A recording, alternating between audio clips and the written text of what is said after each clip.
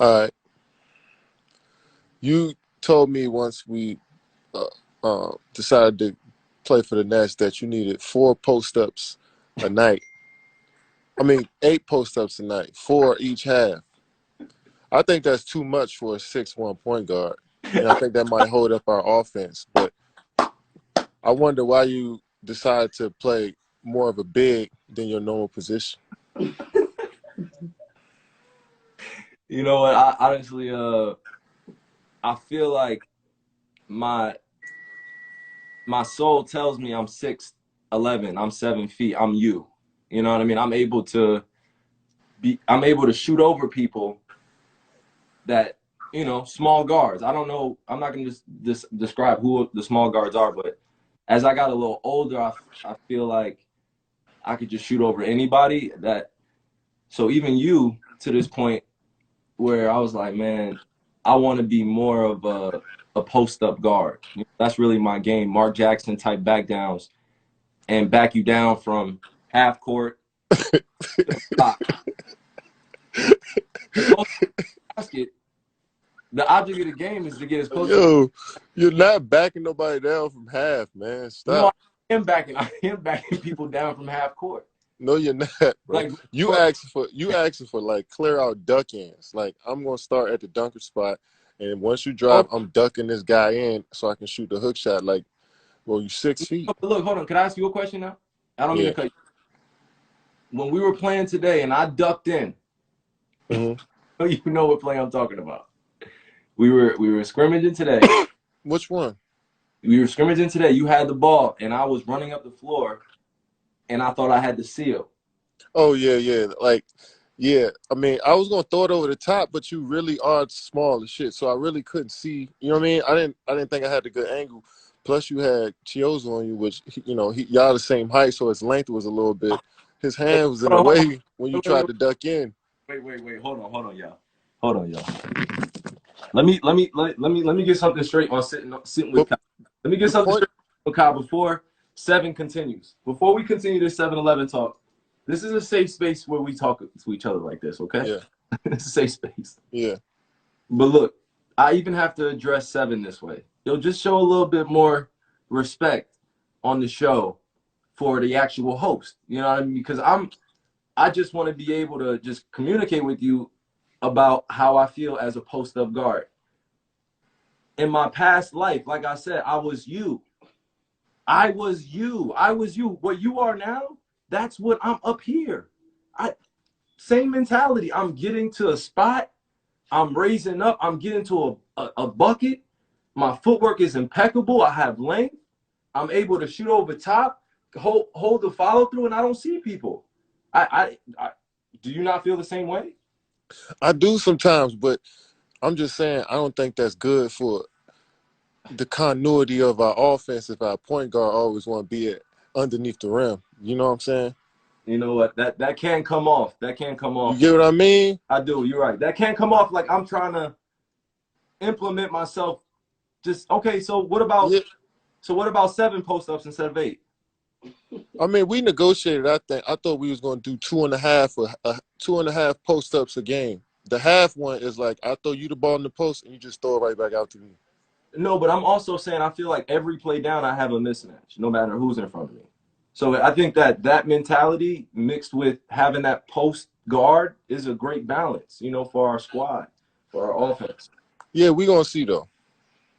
I know my post ups are negotiable, but I I think 4.5 works, like 8. That that what?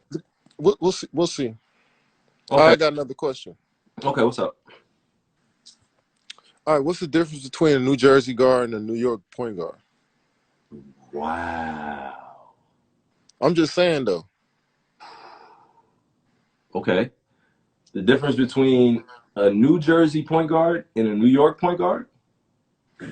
Yo, Brett just said, "Wow." He knew I was gonna ask you that. What up, Brett? Is it? Are we talking East Coast, or are we just talking about specifically New Jersey, New York? I said New Jersey and New York. that hits a spot for me, man. I'm in both places. My family's from the X, that's the Bronx, and I grew up in Jersey. But you spent most of your time in Jersey, though. I spent most of my time in Jersey being skateboard re.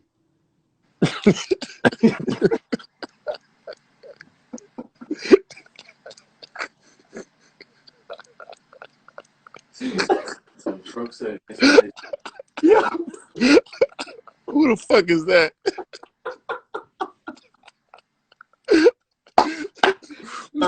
All right, bet. I'm just gonna do this. I'm gonna say this. Just my lives were different. When I was in Jersey, I was able to get away with high crossovers, trying to bop people. When I was in New York, people were trying to do that to me. And it was hard-nosed basketball every single game. Like, since I was 6 years old, 7 years old, being in the jungle, being around that entertainment, that culture of basketball, like, there's no way you could really describe it. Parents are into the game. The crowd is into the game. We appreciate great moves, high level basketball, high level plays, competitiveness, that Mm-hmm. New York chip on your shoulder mentality, because I grew up around all of that. You know what I mean? I just had a great perspective that I've been able to implement now in terms of my attitude and my mentality, because most of my guys that I was growing up with were in the projects, Mm-hmm. grinding out of a sense of pride, out of making sure they had got a scholarship to be the first one in their family to graduate. This is my father's journey as well, but others from New York City can attest to this. Old New York legends that were doing amazing things in not just college careers and legacy, but NBA as well, and they paved the way. Mm-hmm. Toughness, you got to get that from outside, playing every single day, like Yeah. that. Yeah, like not many people. You know how many people get anxiety Yeah. when you in a matchup. You in a matchup against somebody that's literally from the block, that's coming to kick your ass in the park that day, and you a pro Yeah. in 155th in Harlem, like that. That mentality is, you go outside and you go at anybody and everybody, no matter Yeah. who. In Jersey, my dad was like, "Yo, you can't play to your competition," and you know what I mean, like, because Jersey was still Yeah. as we had pros, but we were also known as those New Jersey guys that came over to New York. Oh, they soft. Oh, Mm-hmm. they don't have it. You know what I mean? Like, Mm-hmm. from Jersey, let them. Until I got to be 17, 18, and I had gone through the Gauchos, I had gone through Metro, I had So gone, you ran through all of those mobs. because they had done it to me as a kid.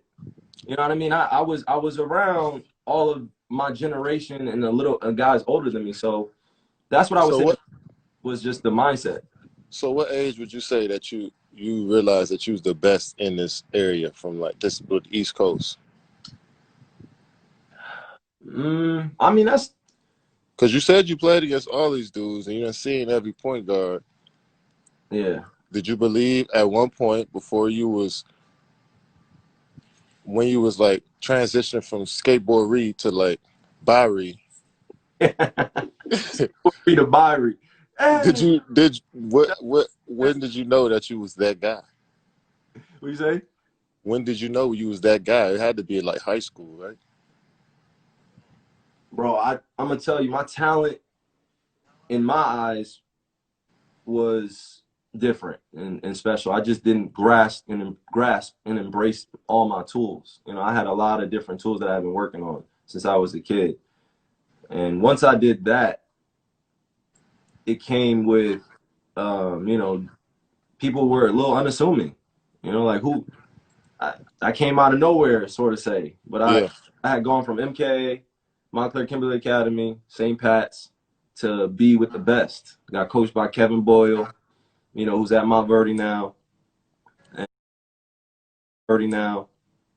and I was able to take a step up in competition in Jersey once I joined. There's like almost like a triangle between St. Benedict's, St. Anthony's, and St. Patrick's at one time in New Jersey high school basketball. And we had Hudson Catholic, all these other good schools in Jersey, Gill St. Bernard, all the schools, whatever. But you had to conquer that. And we had a mob my junior year when we won the state championship, and then my senior year. Do you want to know what happened? Why Why we y'all didn't why, win the states? why we didn't end up going to states? Y'all didn't go to state? Bro, we got kicked out of states. My For what? Y'all was cheating. See, I knew it. That's y'all bro, probably had somebody else 22 on the team don't do that. You playing a go. point guard, playing a two guard with you. What happened?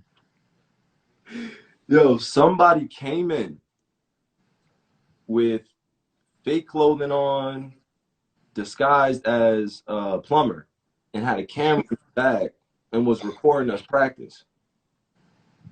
How nuts is that?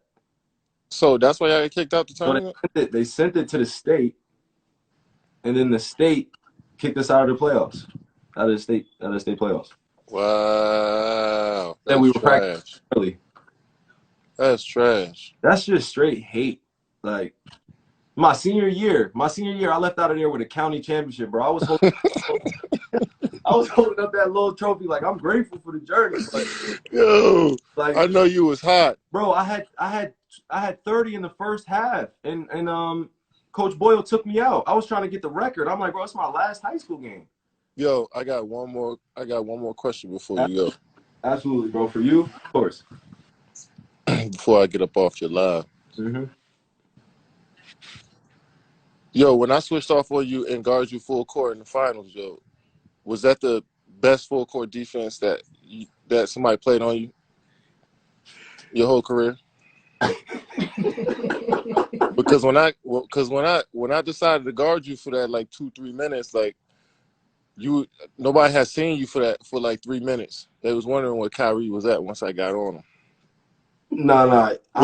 Would you say that I was top level, elite, Hall of Fame, all my badges, pickpocket, intimidator on. I got on perk. I had pickpocket and pick dodger on gold. I'm just saying, did you think that was some of the best defense somebody like a opponent ever played on you? No, honestly, the way you described that one situation where you picked me up full court, like the one Bro, situation, it only was like 5 or 6 possessions. the I only had to take you out the game. ever picked me up full court was that one possession in the finals that you're referring to. If that is Hall of Fame worthy of that type of stature of you, Kevin Durant, guarding me, that you got it, bro. You have that. Yo,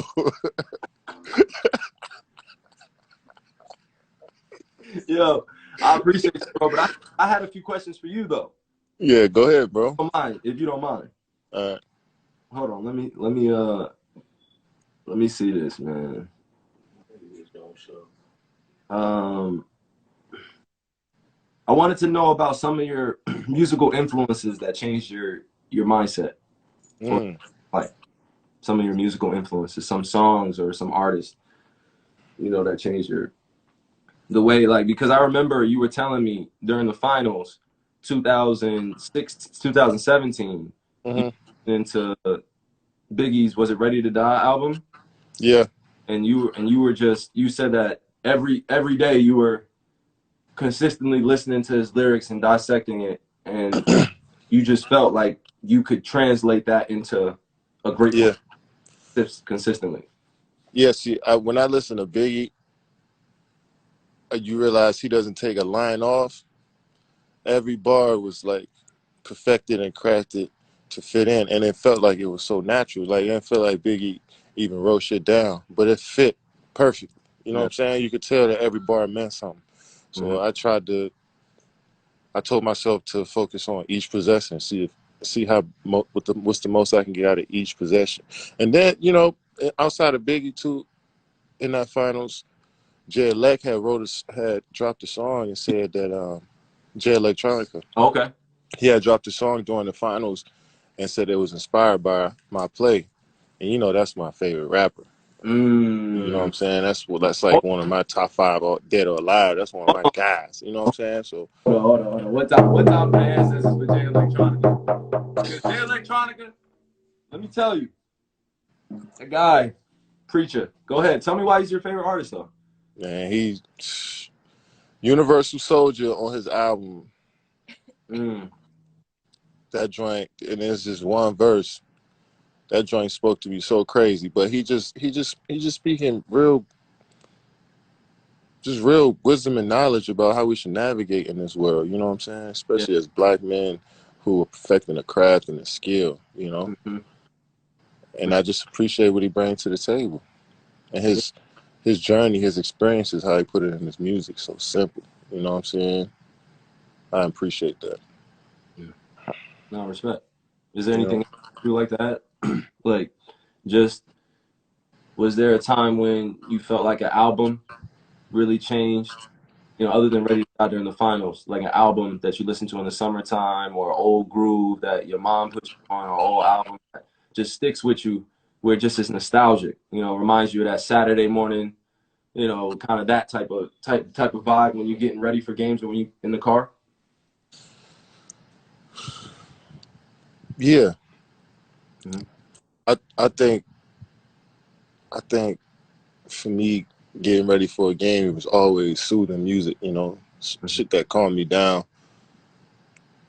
You know, right before a battle, so I can be totally relaxed. You know what I'm saying? Yeah. And Sam Cooke used to come to mind all the time. My grandmother used to play that. And that will always, like, if I hear Sam Cooke, that's instantly taking me back to my childhood. How I used to run to the gym. How every day was just, how can I get to the court? You know what I'm saying?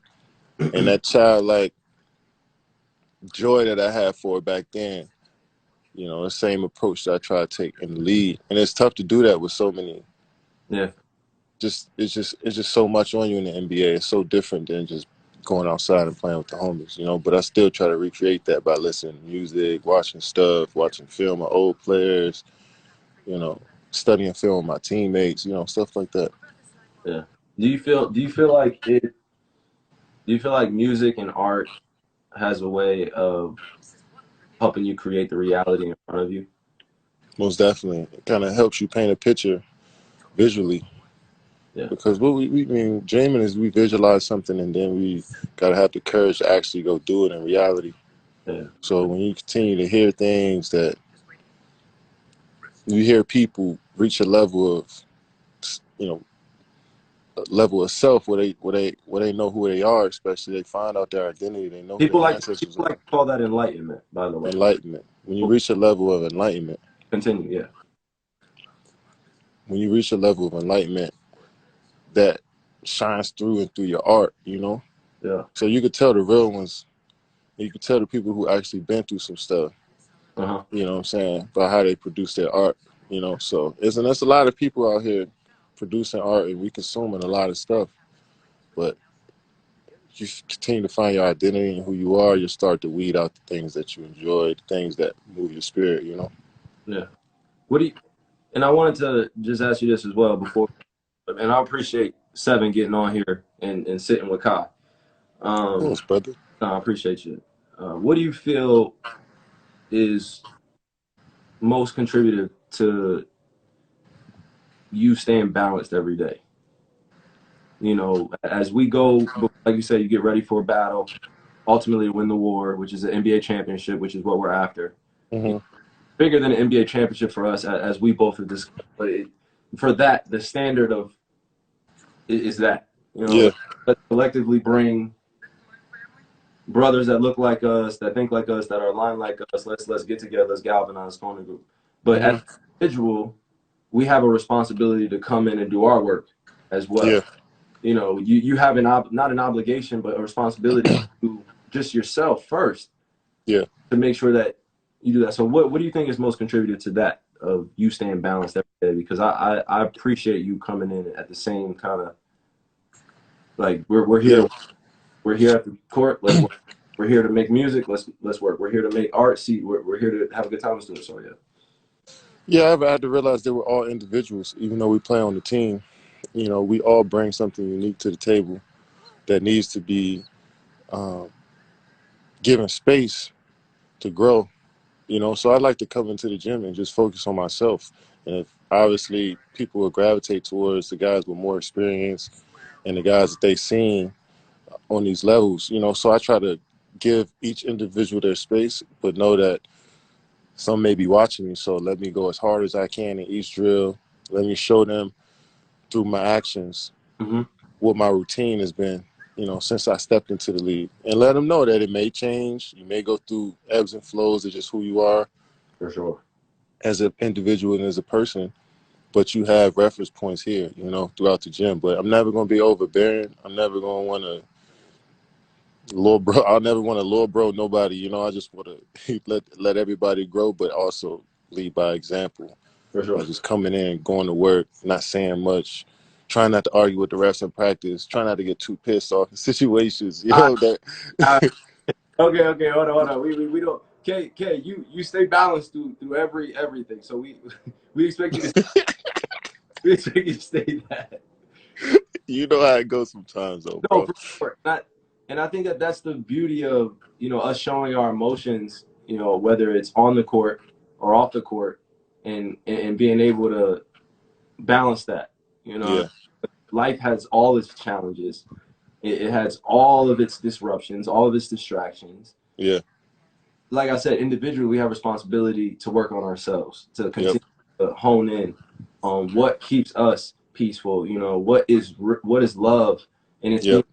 yep, How do you embrace the people around you to just continue to, hey, I need to get myself right before I get back into this role that I'm playing in life. So I hear you on that. exactly. Yeah, man. But Hey, love you, bro. I'll see you in the morning. We gotta, we'll see you tomorrow. I'm I have not much words to say except for I think I might have to paint it, bro. Oh yeah. How I wrote 7-Eleven. How long have you been waiting for this?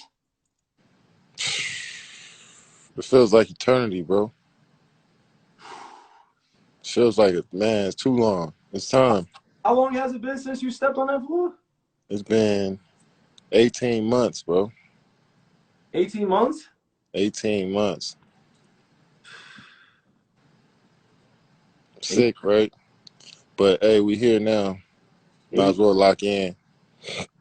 18 well worth it months that not a lot of people got to see you working your tail off to work yourself back into a condition where you can be growing steadily still at Yes, sir.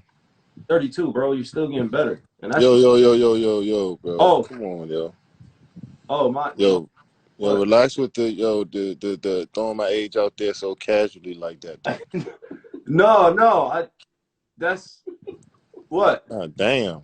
I can't wait till you hit 30. I told you I can't wait till you hit 30, bro. Well, you can't be on the Forbes 30 under 30 no more. That's gonna hit you hard.